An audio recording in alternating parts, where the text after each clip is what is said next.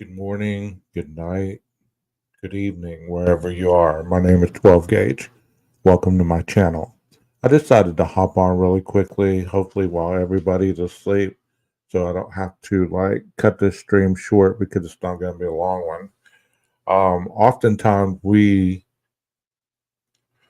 have missing people and it takes too long to get the word out. This next segment that I'm going to show is a newscast that was debuted 9 hours ago. So here we go.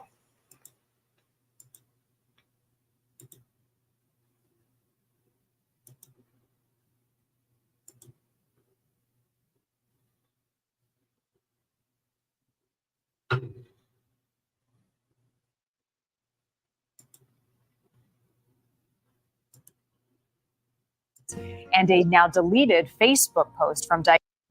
Thank you for joining us. I'm Marnie Hughes. This is Missing on News Nation. Before we get to our featured cases this week, we have several new and urgent missing alerts that we are following and want to pass along to you. First, a major update in the search for Melina Kakari.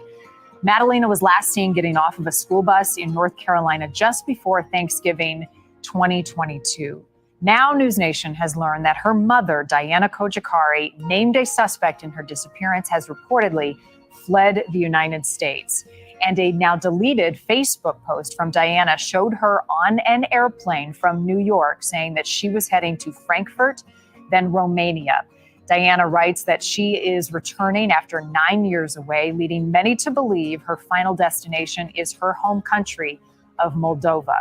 Cornelius police named Diana a suspect in the investigation and disappearance of Melina just a month ago. She also pled guilty to felony charges of failing to report her daughter missing, but was released because she already served the maximum time for the crime. And it was during our exclusive reporting on this case this summer that we shared the eerie comments Melina's stepfather, Christopher Palmer, made in court. Where do you think Melina is? I think Diana took her somewhere with your Moldovan family. I don't know. But I believe that Diana has tucked her away somewhere where she's not going to be found. Saying she's not going to be found. The jury deliberating only 15 minutes before finding Palmer guilty of the same charges, failing to report a missing child. His sentence suspended. He will serve 30 months of probation now. Despite the conviction, still no answers about what happened to Melina that day. Desperate for answers and frustrated with the investigation, the family of Taylor Casey is no closer to knowing what happened to her.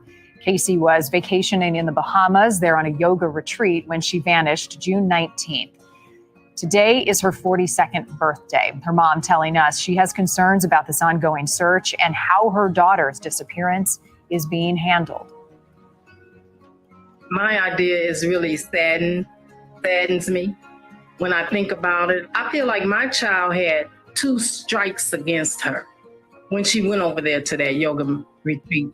And one was that she's Black, and the other is that she's transgender. Taylor's phone was found in about 50 feet of water, but police have not been able to retrieve any data from it so far. We have several possible breaks in the case of a missing cowboy from Wyoming. Chance Engelbert vanished 5 years ago while he was visiting his in-laws in Gering, Nebraska.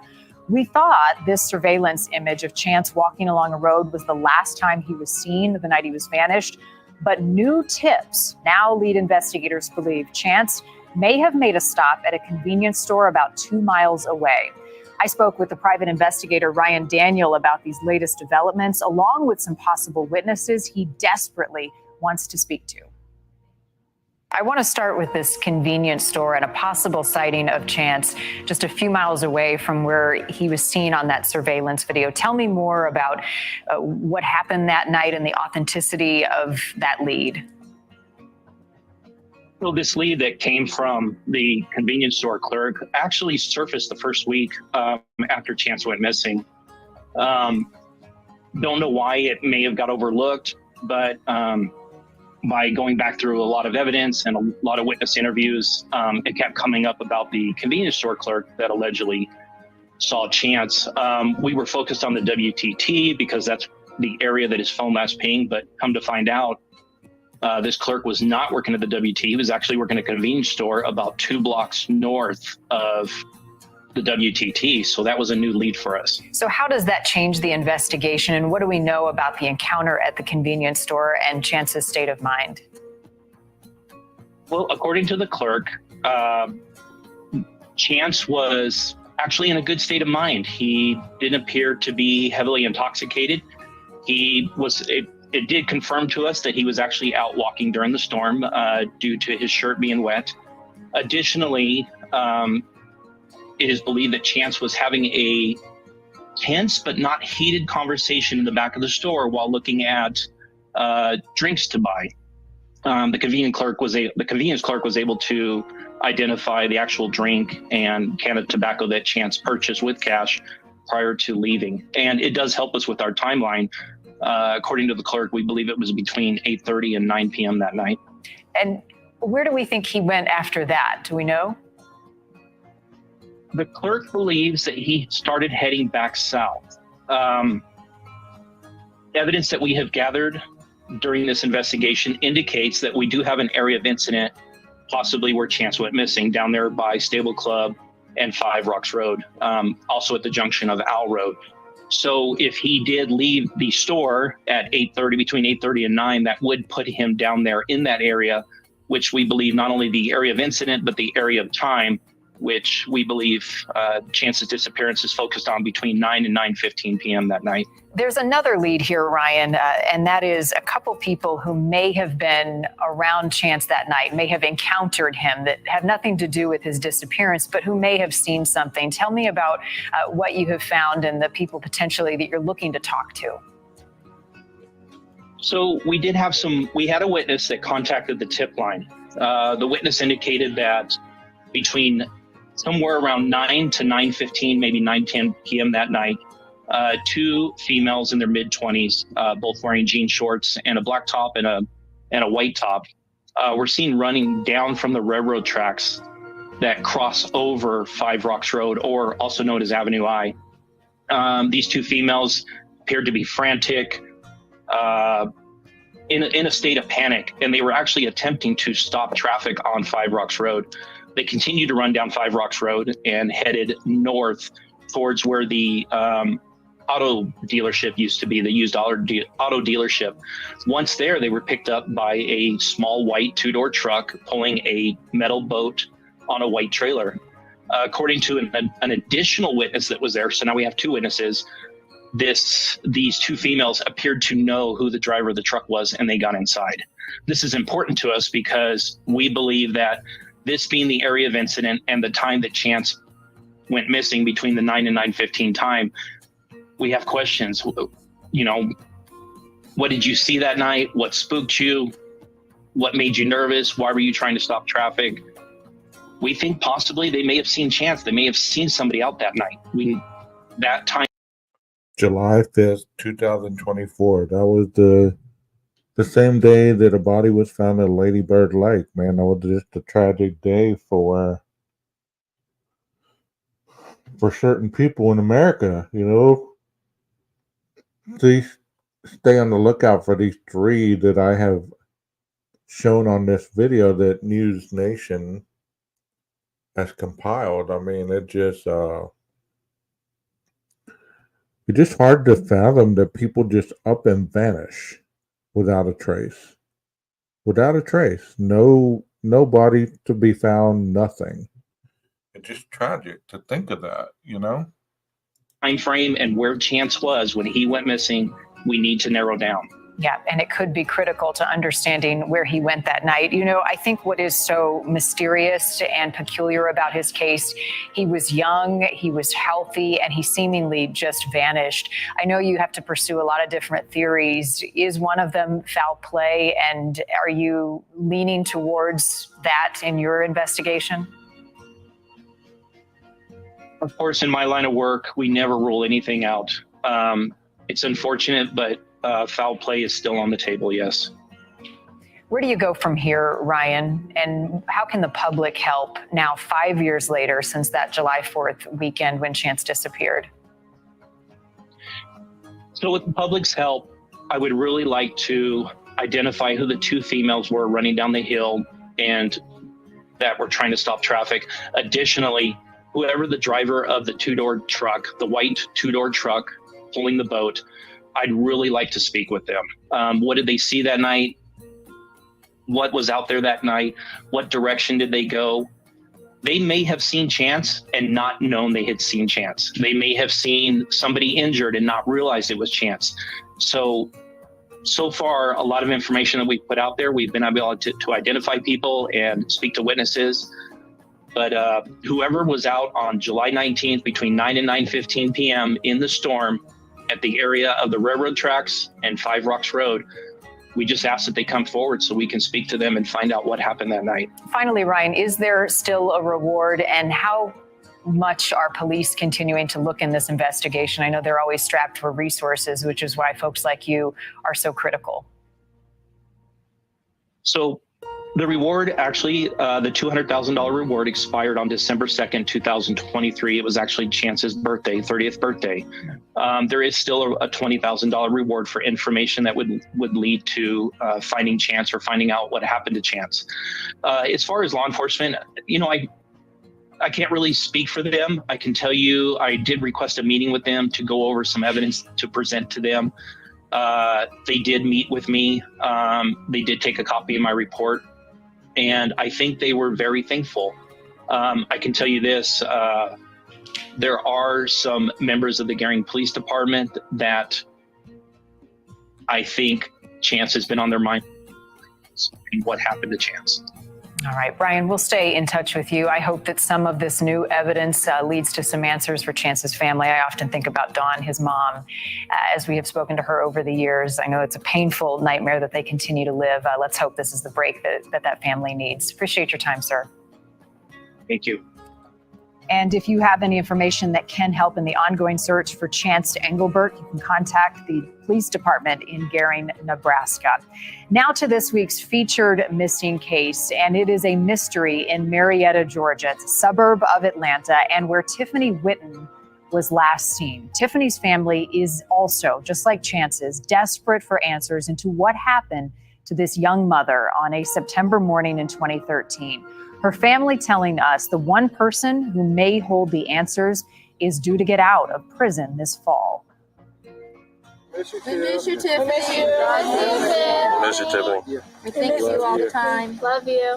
Love you. A balloon launch in 2014 marking the one-year anniversary of when Tiffany Whitten vanished. It's been nearly another 10 years since that launch, and Tiffany has still not been found.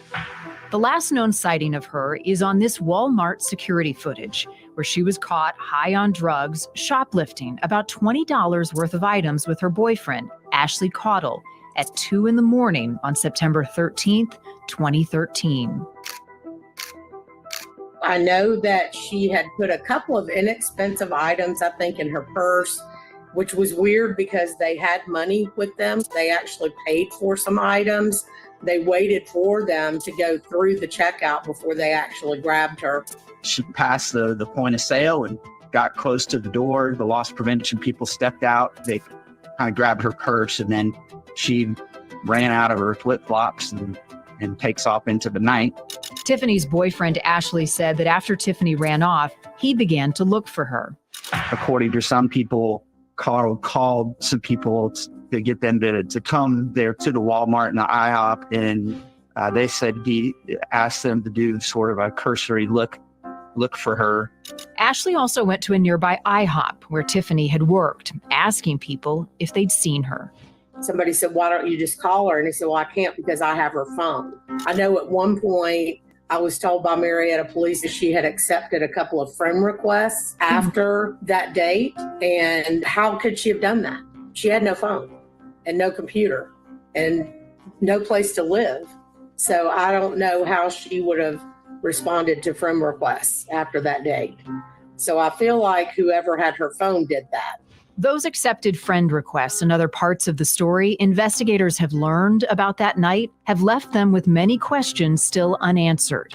No doubt, Ashley Caudle is the primary person of interest. He was agitated and angry about this whole situation at the Walmart. That was clearly evident from the Walmart video. The working theory is that whatever answers are out there, Ashley Caudle holds them, and he has not been forthcoming with us about things. He had said over and over that he would take a lie detector test, but when he was given the opportunity to do that, he refused. The communication that I've had with him was mainly saying to him, look, I just want to know where she is. I just want that piece, to know that she's at peace. And you can give me that. But so far, he has not. Caudle has been in prison for the last decade for peddling meth. He's due to be released in September.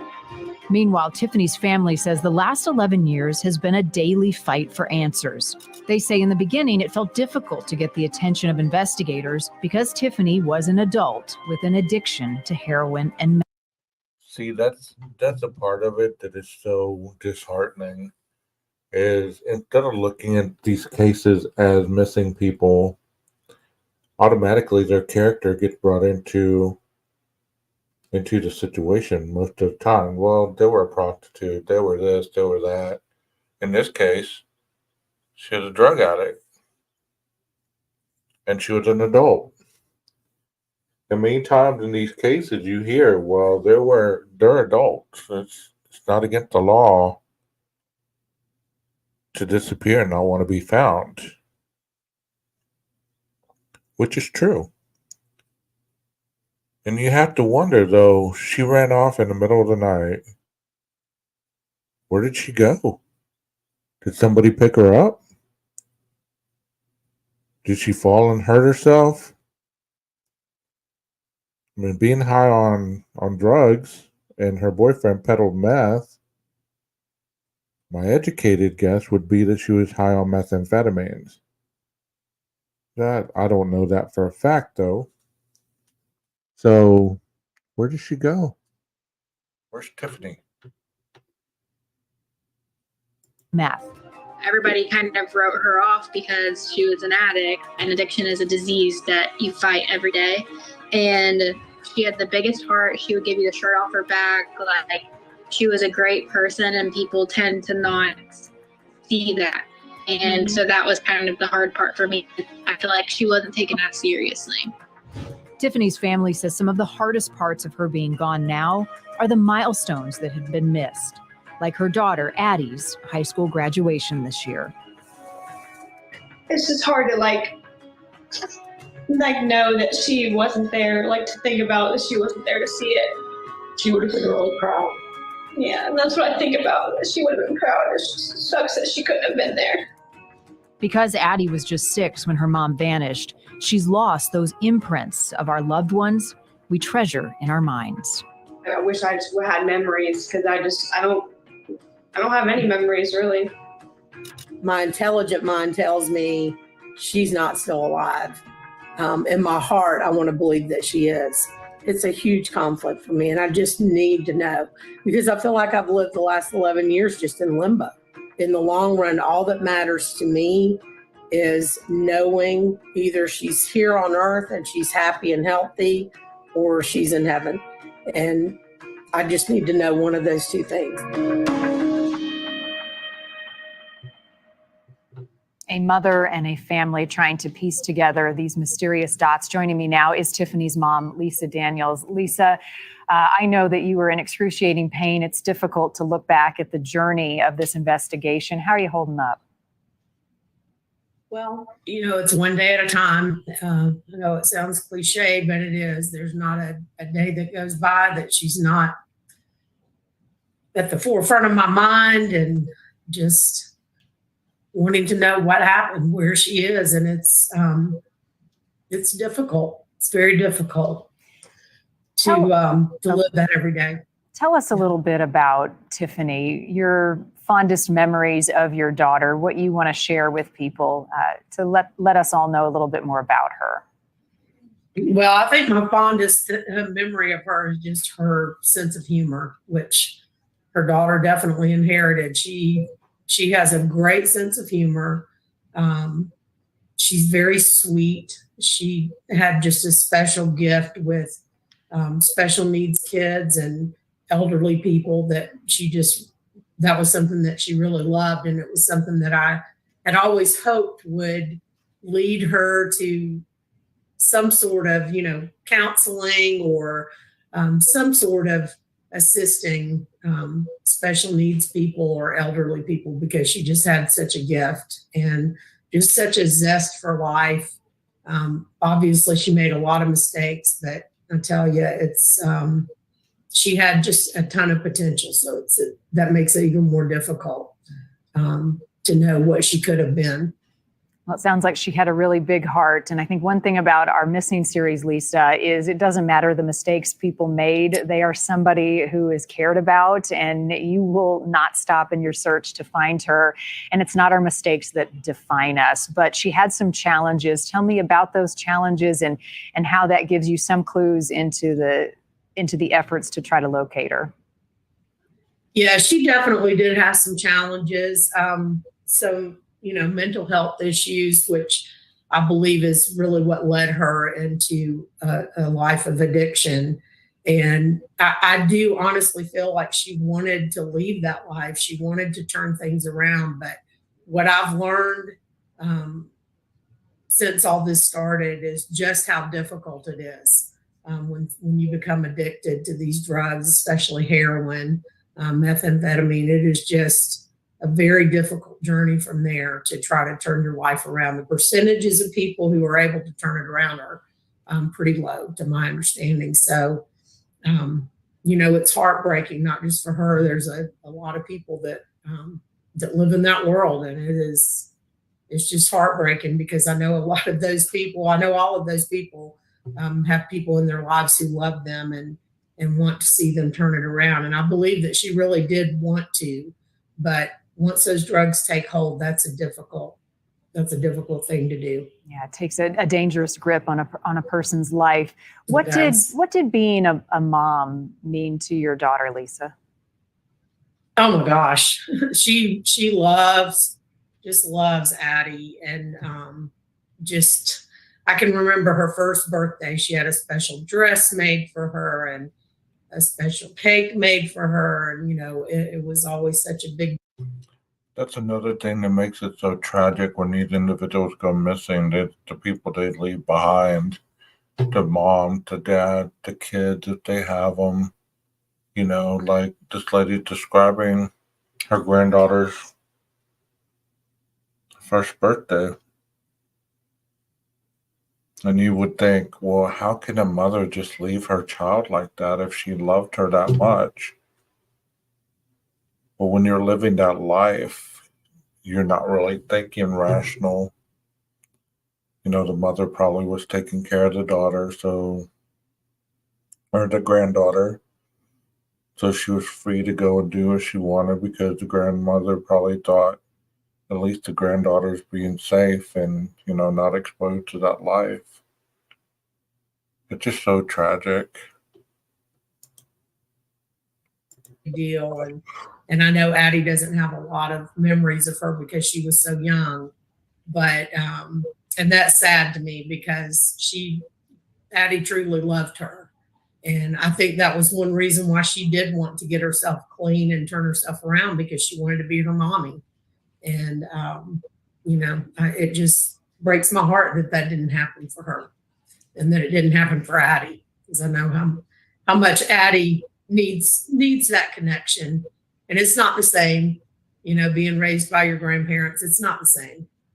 Well, she is still very blessed. I can see how big of a heart you have, and that heart, same in your daughter.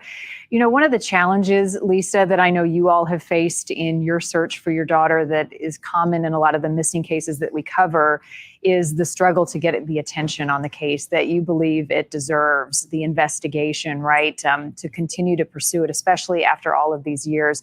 I want to share with folks who are watching a clip of an interview we did with Joni Moeller. She is a former investigator who worked on Tiffany's case.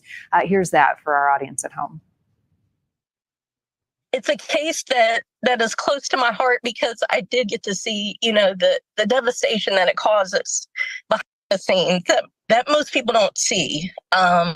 They see what happens on the news and they see, what happens with the victim, but they don't always see the impact that it has on the rest of the family.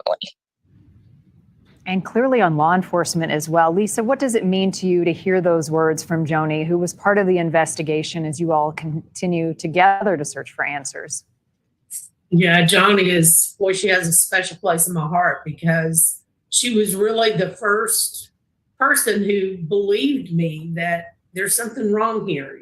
She hasn't disappeared because she wants to be gone. There's definitely something wrong, and a lot of other people had written her off, and Joanie didn't do that. And she put her heart and soul, like she said, into this investigation. And, we continue to work together to try to educate law enforcement about missing people. And regardless of background, just like you said, somebody out there loves that person. And so we do try to speak to law enforcement. Whenever possible, we speak to criminal justice classes at Kennesaw State University. We've spoken to some even seasoned law enforcement people at the police academy in a class that she started, a missing persons class. And so we do try to educate because they have their training, obviously. Nobody can tell them that that's wrong, but you have to keep your mind open, and you have to know that when a family member is standing in front of you and saying, look, here's the reasons why I believe that something has happened to my loved one, you've got to open your ears and you've got to open your mind and you've got to listen. And Joanie did that. Yeah. So I'm forever grateful to her. Yeah, she heard you. It means so much. Do you have a theory about what you believe happened, Lisa? We heard you a moment ago say that you're holding out hope that Tiffany is somewhere out there, but there's a reality to all of this. How do you walk that delicate balance of what you know and trying to understand what you still don't? Well, I don't let my mind go to the place that, a lot of people have said, well, maybe she was sex trafficked or maybe this, maybe that. I just will not let my mind go there. I do know that if she is still on this earth, that she's not in a place where she can reach out to the people who love her, because she would. She would never be gone for this long. She would never leave her family. I mean, when you talk about the milestones that she's missed, I mean, not only that, the death of her grandmother, who she just adored, she missed. And she's missed her sister's wedding, her daughter's graduation, the birth of her first niece, just so many things. And I know that she would not, she just wouldn't stay away. So, like I said, my intelligent mind says that she's no longer on this earth. And I would prefer to believe that than to believe that she's being held somewhere against her will. I would rather believe that she's not on this earth. I mean, that's a strong statement because, the latter could be a strong possibility. She could have been abducted and sex trafficked and all these years. The bottom line is you just don't know. You just don't know. And this poor mom and these other cases with the family members, I mean, I think a lot of times in true crime, when we're covering cases or we're, showing awareness to cases, we don't take into consideration a lot of times of the family members, the emotional attachment that they still have to either losing a child or not understanding where their child is all these years. So it's always good to think about the people left behind as well as the ones that are missing or no longer with us. I have a strong passion when it comes to missing people and abused individuals and things of that nature. It's hard to hear these stories. It really is. Especially when you see the tears on the family members' faces, because they don't know. They have to go to bed with this every night. They have to wake up with it every morning. Throughout their day, they're trying to live life as normal as possible, but they're still thinking, what if? Is today going to be the day I get that phone call? Is today going to be the day where they come walking through the front door and say, hey, I'm home, until the finality hits? Than to think that. Lisa, my heart goes out to you and your family. Thank you for giving us a little bit of your time, and thank you from the bottom of my heart for sharing part of who Tiffany is to you and what you miss most about her with us and our audience.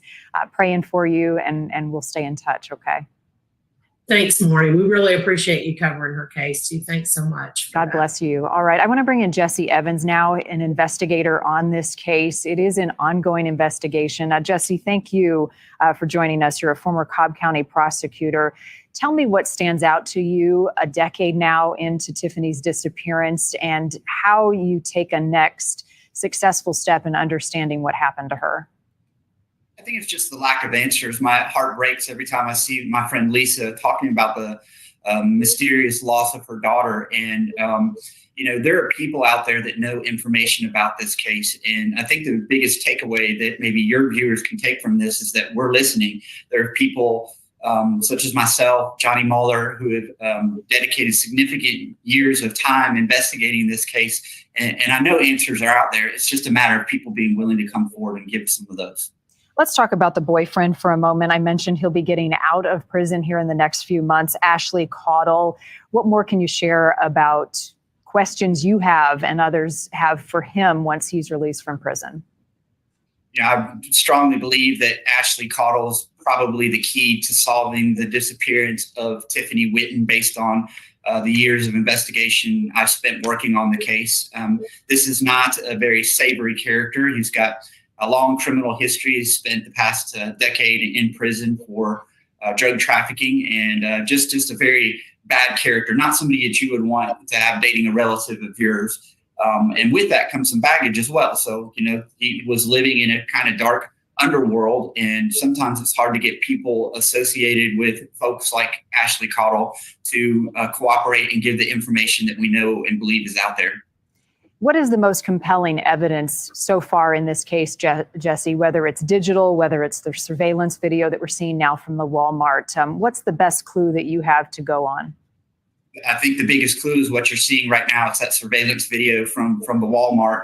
As with any cold case, any missing persons case, you want to kind of start with a known and then do consecutive circles out from there. Our last known, for lack of a better term, is this Walmart video where we can visibly see that Tiffany is alive and well. Looks like she might be struggling from some addictive habits and things like that.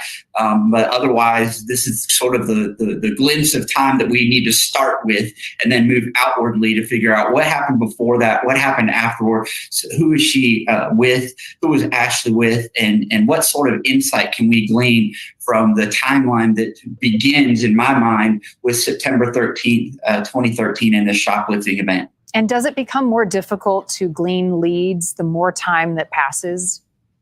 Absolutely. I'm a seasoned homicide and cold case investigator. I've dedicated my entire career to those topics, and time is not the ally of law enforcement. We start all of our investigations thinking, hey, this case will be solved tomorrow or next week or whatever.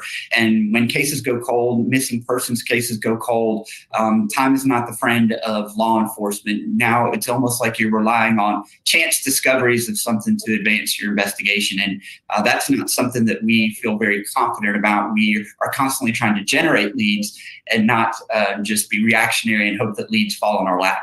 Yeah, the last thing a family like Tiffany's wants is for the case to go cold. What is your message, not just to her family, but others of missing cases that we cover, to continue to try and prioritize the case in law enforcement's mind when we know police have a lot on their plate and resources are strapped?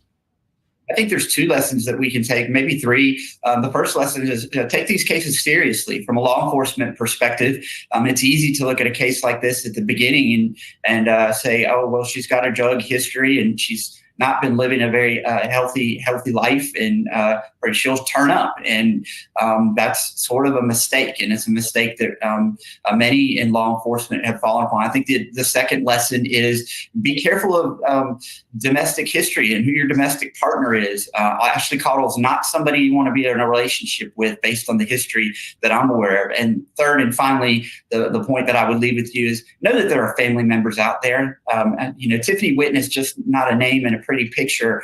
She had a mom, she had a sister, she had a daughter, and there are people that are continue to grieve today. These cases are sometimes even more sad than your typical homicide case, because at least with a normal homicide case, if there is such a thing, ideally you've identified an offender, you've made an arrest, and at least there'll be answers and accountability. Here you have a situation that's even more devastating because there's so many unknowns. Yeah, and there's pain in that unknown. Finally, Jesse, do you believe Tiffany's case is solvable?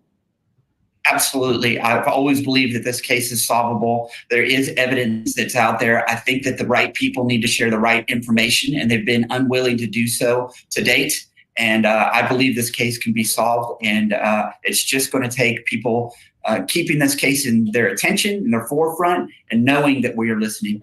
Yeah. Well, we thank you for the work that you're doing, Jesse Evans. Thank you. I agree. The more people that see this and share it, we together can find the answers this family so deserves. I appreciate your time, sir, and your work on this. If you have any information on how we can help Tiffany and her family find justice in this case, you can contact the Marietta Police Department. That, again, is in Georgia. This is where you come in to help solve these cases. Make sure as well to join us next week as we look into the disappearance of Troy Robert Galloway. Once a proud Marine and a doting father, he struggled with mental health, but his family says he would never abandon his young children. Take a look.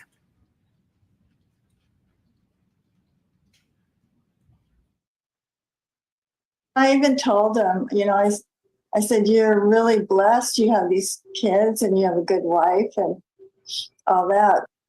And he said, I know, Mom, I know. We have a closer look into Troy's disappearance next week right here on News Nation. And if there is a missing person case you think we should know about, send it to us at newsnationnow.com/missing. You can also send us tips through our News Nation app. I'm Marnie Hughes in Chicago. This is Missing. Thank you, as always, for joining us. I'll see you back here next week.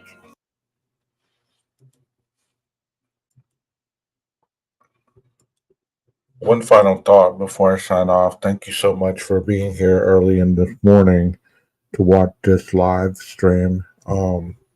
If you watch this on replay, please take note of the individuals that are noted in these missing cases, because you never know when you can be the person that could potentially have the missing link or the missing piece for some of these individuals to be found or located.